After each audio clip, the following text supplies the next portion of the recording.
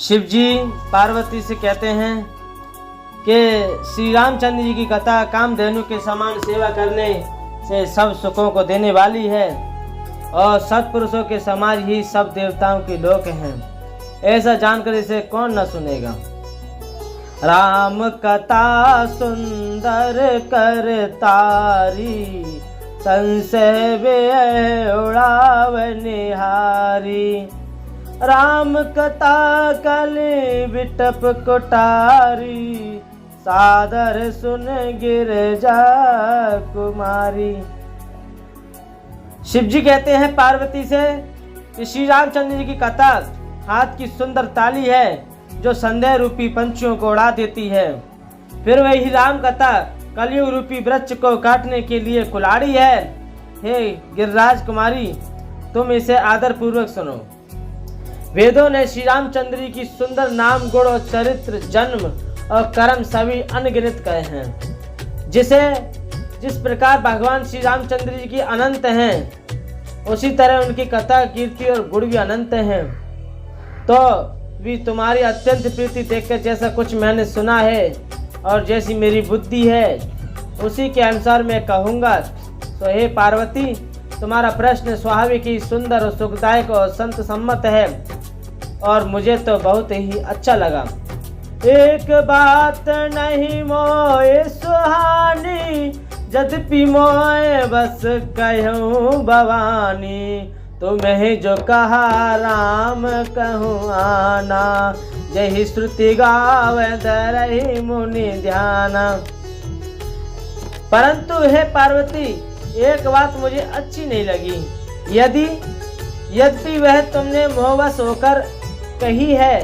तुमने जो यह कहा है कि वे राम कोई और हैं जिन्हें वेद गाते हैं और मुनिजन जिनका ध्यान धरते हैं, जो मोहरूपी पिशाच के द्वारा ग्रस्त हैं, पाखंडी हैं, भगवान के चरणों से विमुख हैं और जो झूठ और सच कुछ भी नहीं जानते। ऐसे अधम मनुष्य ही इस तरह से कह सुनते हैं। जो अज्ञानी, मूर्ख होते हैं, अंधे और भाग्यहीन होते हैं, जिनके मन रूपी दर्पण विषय रूपी काई जमी हुई है, जो अविचारी, व्यभिचारी, छली और बड़े कुटिल हैं, जिन्होंने कभी स्वप्न में भी संत समाज के दर्शन नहीं किए और जिन्हें अपनी लाभ हानि नहीं सूझती, वही ऐसी वेद विरुद्ध बातें कहा करते हैं।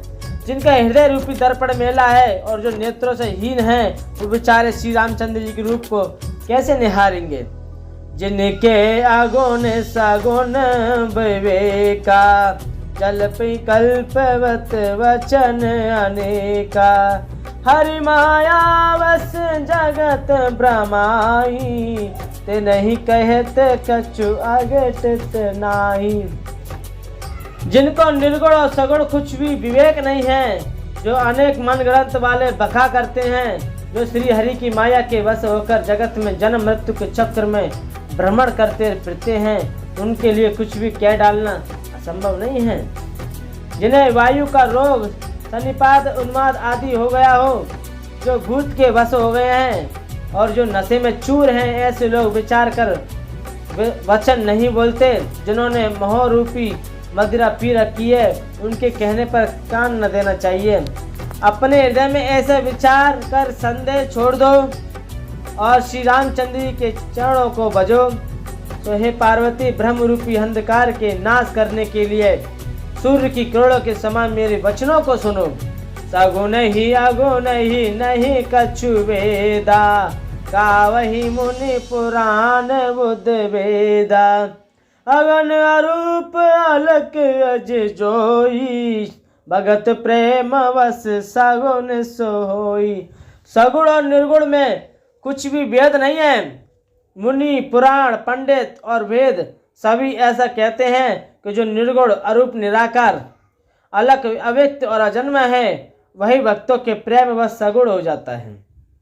जो निर्गुण है वही सगुण कैसे? जैसे जल और ओले में भेद नहीं, दोनों जल ही हैं, ऐसे ही निर्गुण और सगुण एक ही हैं। जिसका नाम ब्रह्म रूपी अंधकार के मिटाने के लिए सूर्य हैं, उसके लिए मोह का प्रसंग भी कैसे कहा जा सकता है। राम सच्चिदानंद दिनेसा, नहीं तहि मोय निसा लवलेसा। सहज प्रकाश रूप भगवाना, नहीं ते पुण्य विज्ञान बिहाना। श्री रामचंद्र जी सच्चिदानंद रूप सूर्य हैं, वहाँ मोह रूपी रात्रि का लवलेश भी नहीं है। वह स्वभाव से ही प्रकाश स्वरूप और सैंडेश्वर युक्त भगवान हैं। वहाँ तो विज्ञान रूपी प्रातः काल भी नहीं होता। अज्ञान रूपी रात्रि हो तब तो विज्ञान रूपी प्रातः काल हो। भगवान तो नित्य ही ज्ञान स्वरूप हैं। हर्ष, शोक, ज्ञान, अज्ञान, अहंता और अभिमान, ये सब जीव के धर्म हैं। श्री रामचंद्र जी तो व्यापक ब्रह्म, परमानंद स्वरूप, परात्पर प्रभु और पुराण पुरुष हैं। इस बात को सारा जगत जानता है। जो पुराण पुरुष प्रसिद्ध है, प्रकाश के भंडार हैं, सब रूपों में प्रकट है, जीव माया और जगत के सबके स्वामी हैं, वही रघुकुल मणि श्री रामचंद्र जी मेरे स्वामी हैं। ऐसा कहकर शिव जी ने उनको मस्तक निभाया। प्रेम सोले